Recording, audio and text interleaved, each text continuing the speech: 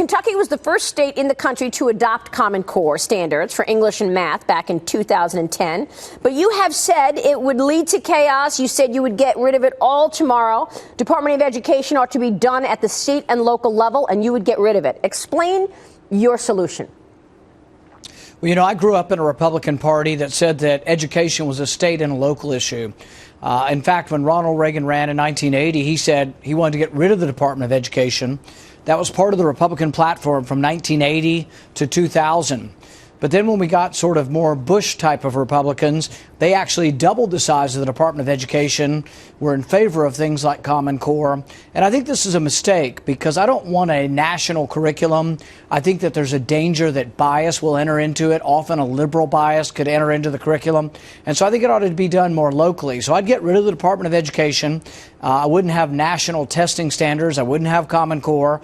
But I'd let it be determined by the states and the localities.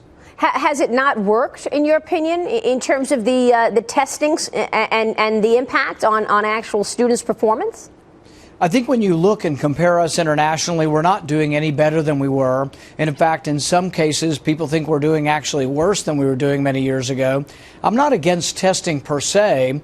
When I was a kid, we had no Department of Education, but we still took a national test. We took a California Achievement Test or an Iowa Standard Test so we could compare ourselves to other states.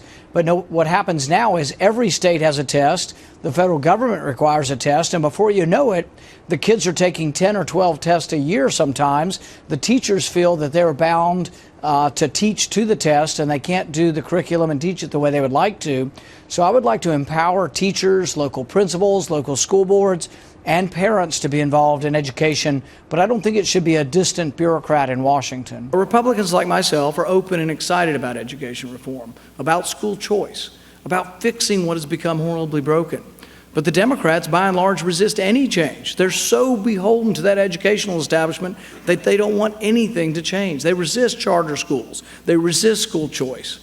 We make this a Republican issue. We take it to the large cities like Los Angeles and San Francisco that we're not winning, and we say, what is the other side doing for your kid's school? We're here to help you. We're here to make your schools better, and we'll win. And Senator, I guess overall, I mean, generally, broadly speaking, you just think government is too big and needs to be much smaller. That is the essence of your position, whether it be, you know, closing down the Department of Education or anything else. Give us a sense of what that means in terms of spending and how you would change it in terms of budget issues. Well, you know, the key difference between the state government and the federal government is state governments in general have to balance their budget. The federal government, we just print more money, and we seem to be unconcerned, or at least some people up here are unconcerned about the debt. So if you sent education back to the state level, states are bound by balancing their budget. There's a limit to how much can be spent. The other thing we've found over the years, though, is that spending is not proportional to results. So the highest per pupil spending in the country, Washington, D.C., Baltimore, New York. But where are some of the least performing schools? Washington, Baltimore, New York.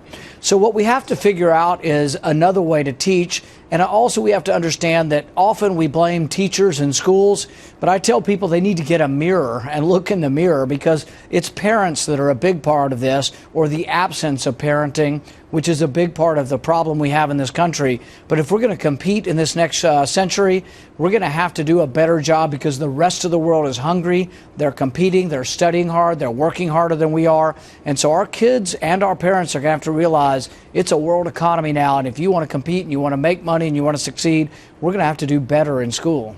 Nobody in Washington knows a damn thing about education. We're talking about something fundamentally American, and that's choice.